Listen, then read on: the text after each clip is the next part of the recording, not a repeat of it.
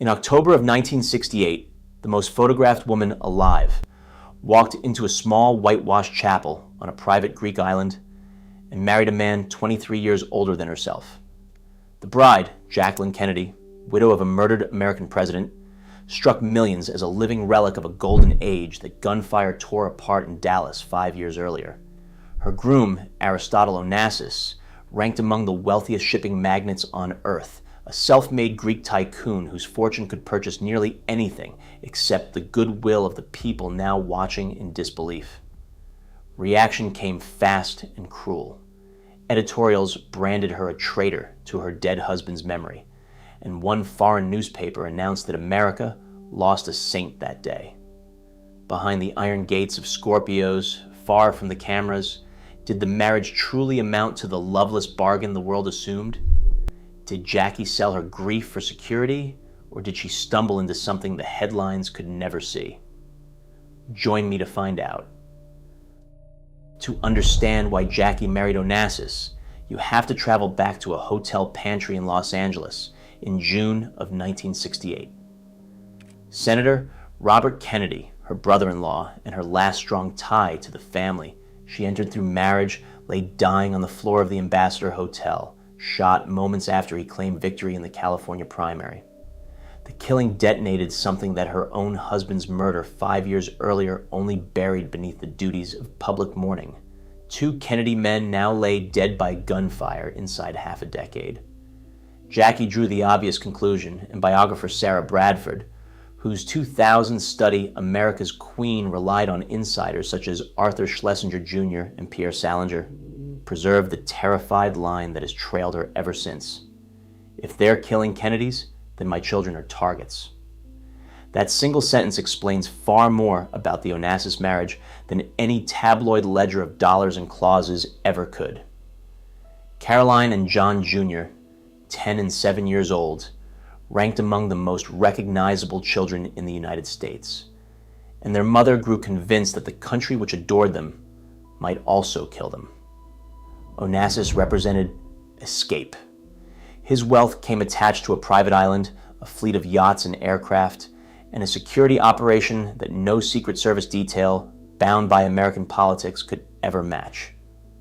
Where the Kennedy fortune kept her tethered to public duty and the obligations of a wounded political dynasty, the Greeks' money promised the opposite, a high wall around her private life and a passport out of the fishbowl. She wanted her children behind those walls, and she prepared to pay for that safety with her own reputation. For 5 years before Bobby's death, Jackie endured a kind of public ownership that left her almost no privacy. Strangers wept at the sight of her, photographers trailed her children to school, and every gesture she chose for herself drew commentary from a nation that still grieved through her. The role of the perfect widow fit her like a cage, and the second assassination snapped whatever patience she still held for living as America's shared property.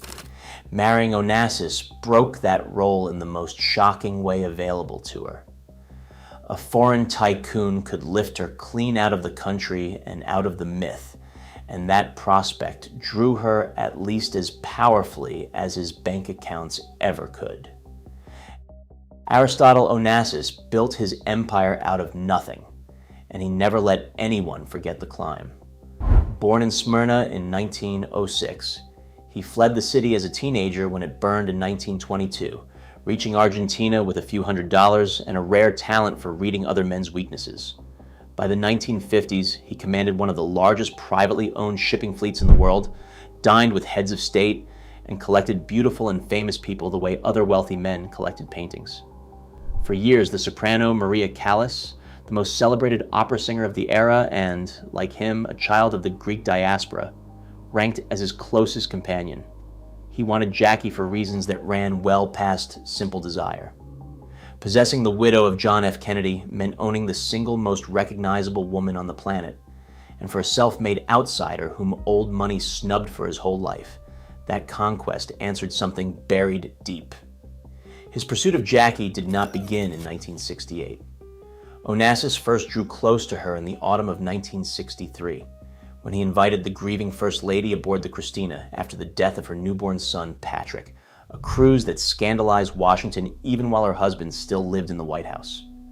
President Kennedy disliked the association and the optics it created, yet the friendship between Jackie and the Greek survived the disapproval.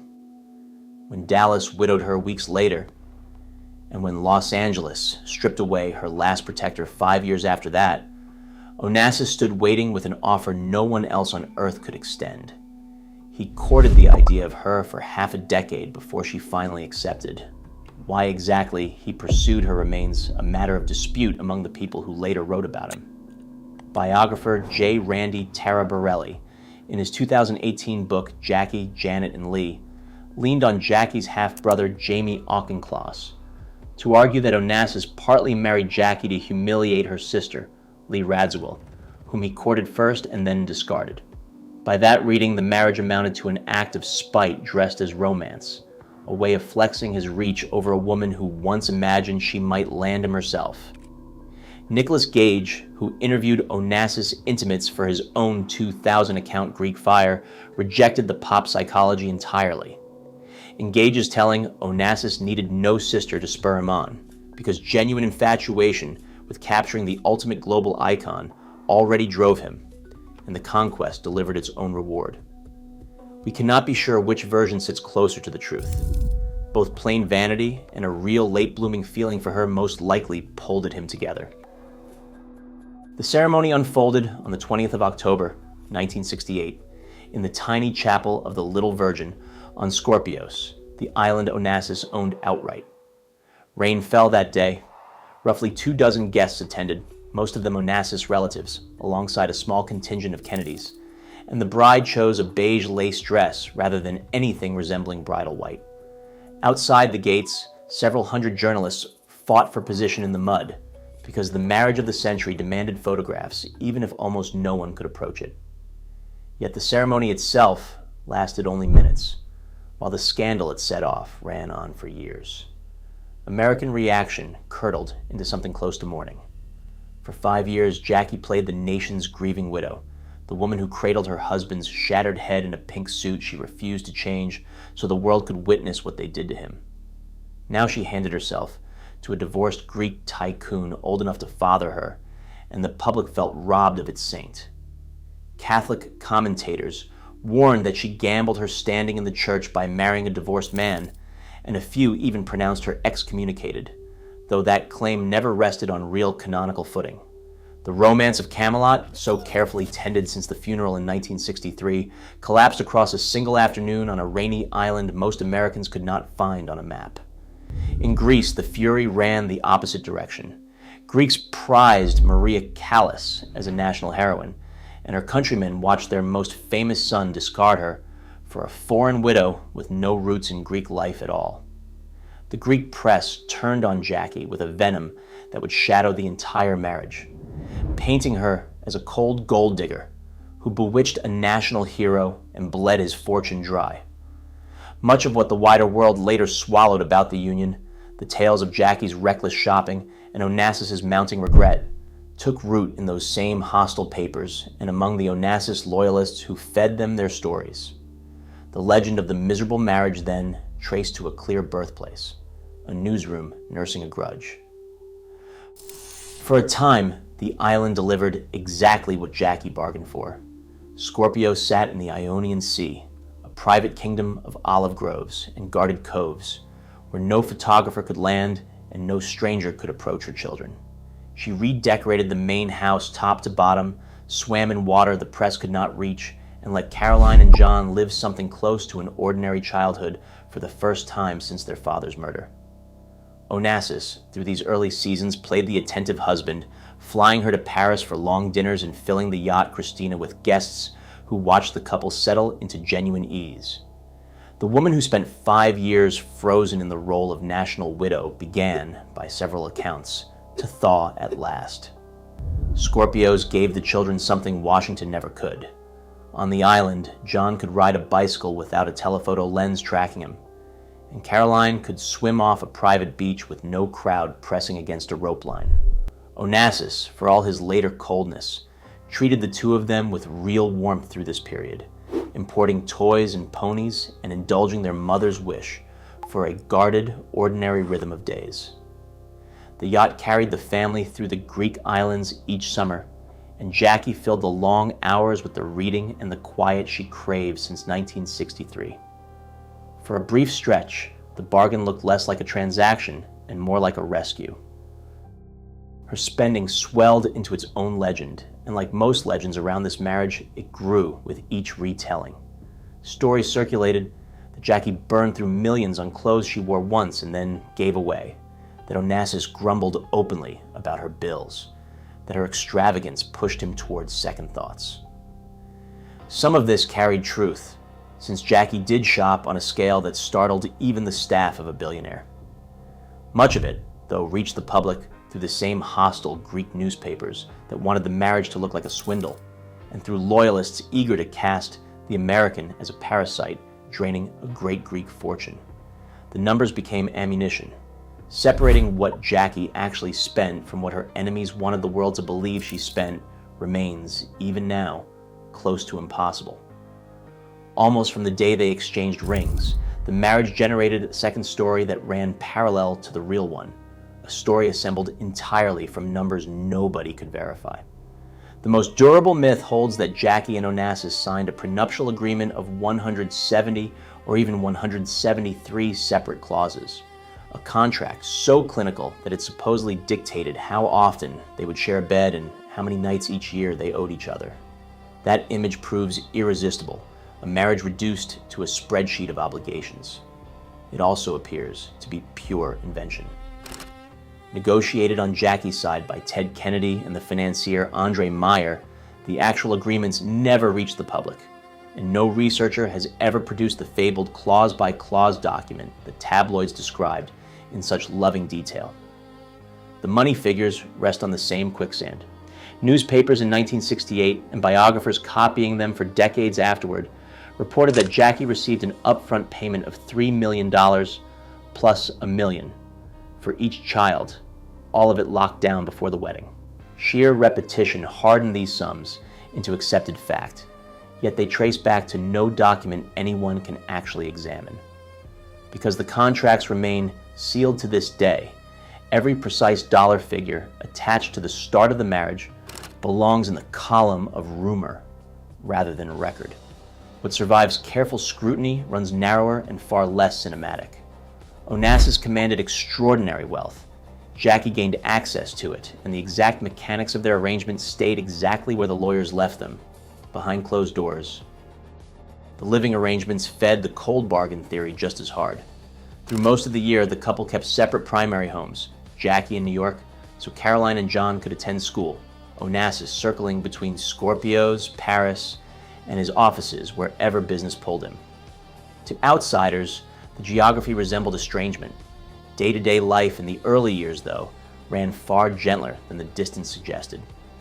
Photographs and biographers such as Stephen M. Gillen placed the two of them together more often than the legend allows, sharing holidays, long summers on the island, weekends in Paris, and unhurried stretches aboard the Christina.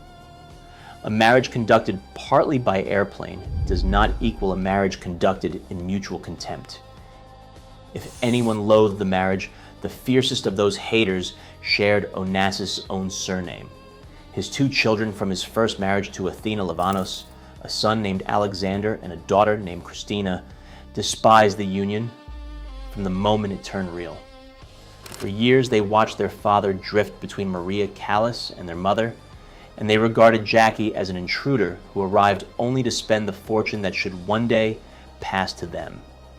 Among themselves, and not always quietly, they branded their stepmother the gold digger.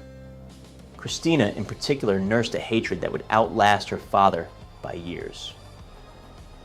The hostility ran deeper than the sulking of spoiled heirs, though some of that colored it too.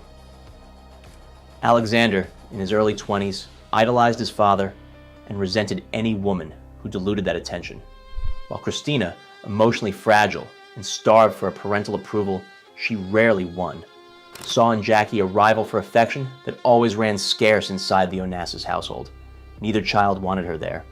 The family Jackie joined held wealth beyond imagining and damage that money never once managed to repair. She traded one grieving, dangerous dynasty for another, and the second refused even to pretend it wanted her. Whatever warmth survived between Jackie and Aristotle endured inside a home where his own children quietly rooted for its collapse. Misfortune already shadowed the Onassis bloodline in a grim sense, long before the tycoon ever named it a curse. Within 2 years of his own death, the empire he built passed wholly to Christina, a young woman ravaged by her brother's loss, her parents' bitterness, and a run of failed marriages. She would die herself in 1988, only 37 years old, leaving a small daughter as the last of the line. Jackie outlived nearly all of them. The stepchildren who called her a gold digger and fought to push her out of the family vanished into early graves, while the widow they despised carried on into a quiet and productive old age in New York. No figure haunted the marriage more than Maria Callas, the woman Onassis loved, tormented, and never entirely released. Whether the affair between them continued after his wedding to Jackie counts. Among the genuine, unsolved questions of the whole story, and the people closest to it left flatly contradictory accounts. Kiki Ferruti Moutsatsos worked for years as Onassis' private secretary. In her 1998 memoir, The Onassis Women, she claimed that the physical relationship with Callas never paused at all, and that she personally arranged the secret meetings between the two of them. If true, that account would place Onassis in one legend's marriage bed, while he still slept with another. Callas' own biographers paint a more tangled and crueler picture. Anne Edwards, in her 2001 study of the singer, argued that the physical romance largely ended by the time Onassis married Jackie, but that he kept Callas dangling for his own purposes, manipulating her feelings and appearing beside her in public precisely because the sight would wound his new wife. By that account, the affair functioned less as a love story than as a slow and deliberate instrument of cruelty. Onassis could remind Jackie, with a single photographed dinner, that she never truly won him and never would. We will probably never learn how often the two old lovers met behind closed doors, yet the cruelty of the arrangement, whatever its exact shape, defies dispute. Jackie married a man who kept the embers of another woman glowing exactly where she could watch them burn. The Greek public sided with Callas without hesitation. To them, the soprano embodied a wronged national daughter, cast off so a Greek hero could parade a foreign trophy, and every reported sighting of Onassis at her Paris table confirmed the story they wanted to believe. Callas herself never fully recovered. She withdrew from the stage, lived out her final years in a Paris apartment heavy with regret, and died in 1977, 2 years after the man who toyed with her for so long. Whatever Jackie suffered inside the marriage, Maria Callas paid a steeper price for loving Aristotle Onassis. And yet, the cold marriage thesis runs into one stubborn obstacle that no amount of Greek press hostility can ever explain away. Years after both Jackie and Onassis died, a cache of private letters she wrote to him surfaced at auction, and they read nothing like the correspondence of a woman trapped in a loveless deal. In them, Jackie addressed her husband with real tenderness, describing his attention to her as a kind of showering of blessings, the language of a wife who felt cared for rather than imprisoned. Nothing in those pages resembled a public statement crafted for an audience. She penned them as intimate notes meant for no eyes but his own. The letters matter because they push back against the entire architecture of the secretly hell story. Whatever the marriage turned into through its final, grief-stricken years, its early phase clearly held something genuine, a refuge that a frightened widow long sought and for a while actually found. Onassis gave Jackie what the Kennedy world never could, the privacy and protection of a life that no longer revolved around a martyred ghost. She, in turn, seems to have offered him a real measure of affection through those first years, not merely the performance of a wife collecting on a contract. Her own handwriting proved it. The marriage wore many faces across its 7 years, yet at the start, by the plain evidence of her own pen, nothing about it resembled hell. Everything changed on the 22nd of January, 1973, in the sky above Athens. Alexander Onassis, 24 years old, and the heir his father groomed for the entire empire, climbed into a small Piaggio aircraft for a routine flight, and the plane plunged seconds after takeoff. He suffered catastrophic head injuries and never regained consciousness, dying the following day while his father raced across Europe to his bedside.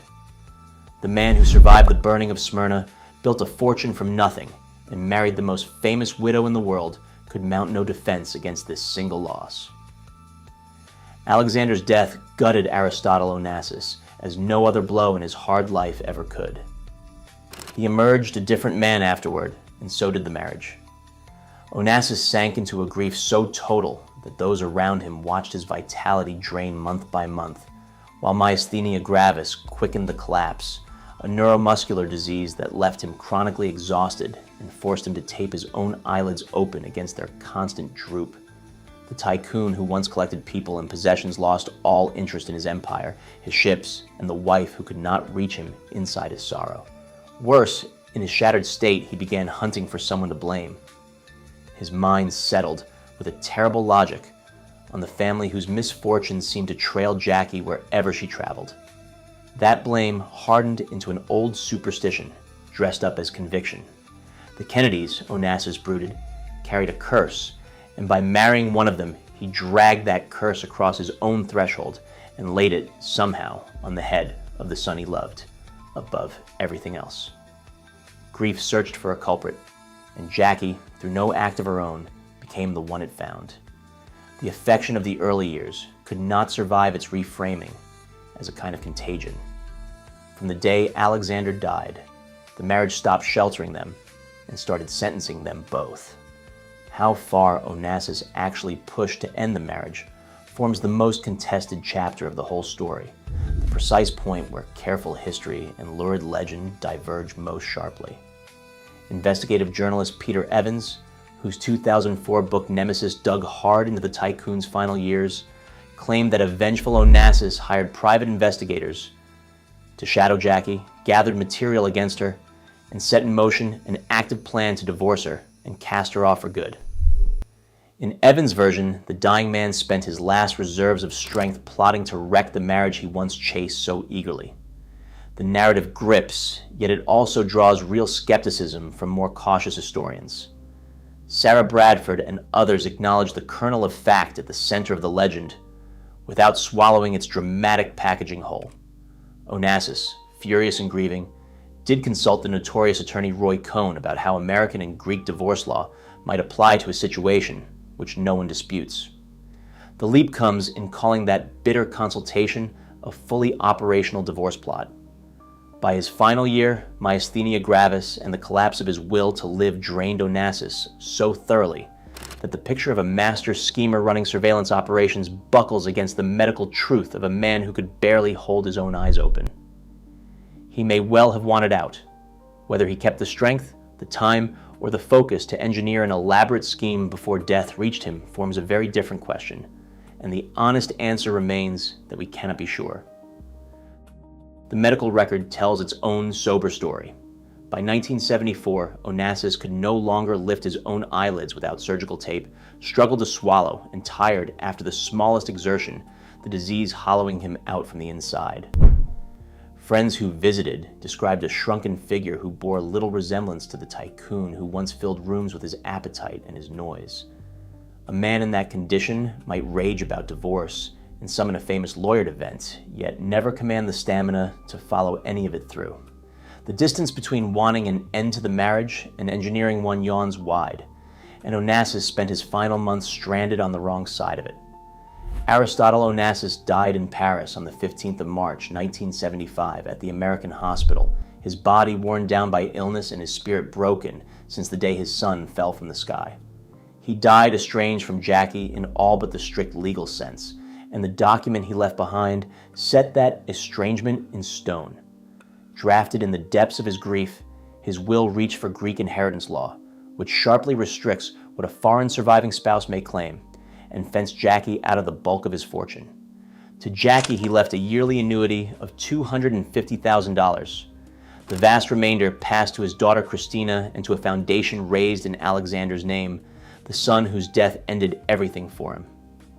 What Jackie did next complicates the portrait of a purely mercenary wife, even as it confirms that Money sat near the center of the marriage from start to finish.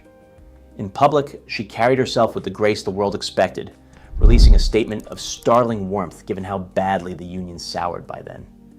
Aristotle Onassis rescued me at a moment when my life was engulfed with shadows, she wrote, adding that the two of them lived through many beautiful experiences together. Generous words, and in their own way, truthful about the early years, even if not about the last ones.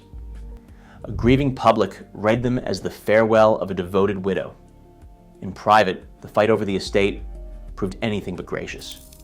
Jackie refused the modest annuity her husband left her and threatened to contest the will in open court, a battle that would have dragged the family's secrets and finances into full public view. Christina Onassis, who loathed her stepmother for years and wanted her gone from the family forever, chose to buy peace rather than risk a public war. She agreed to a lump sum settlement that erased Jackie's every claim to the Onassis estate in a single stroke. Jackie took the deal. The exact size of that payment has never reached confirmation because the negotiation stayed private and offshore, and the figure most often quoted, $26 million, rests on circular reporting rather than any surviving document. Other accounts cite 20 or 25 million, and no one outside that negotiation can honestly say. So did the marriage of Jackie Kennedy and Aristotle Onassis hide a secret hell? The honest answer refuses the tidy shape the question wants. Through its first years, the union worked, and worked well, granting a terrified widow the walls and the privacy she crossed an ocean to find, and granting a self-made tycoon the prize his vanity always craved. Her own letters, written with no audience in mind, record a wife who felt cherished rather than caged.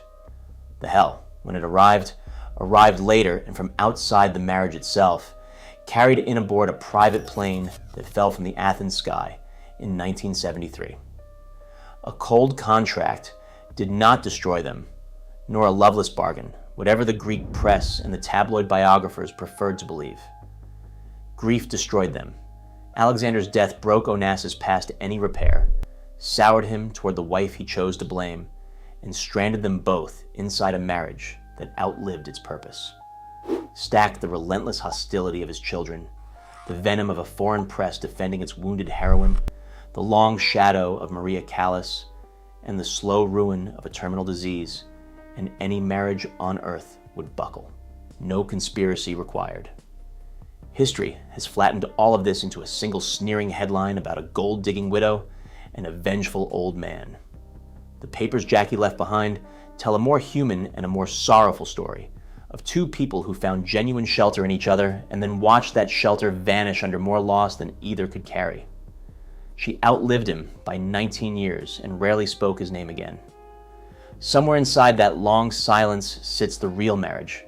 Neither the fairy tale the world demanded in 1968, nor the unbroken nightmare it later chose to remember. Thank you so much, everyone, for watching this video on Jackie Kennedy and her marriage to Aristotle Onassis. I hope you found it interesting.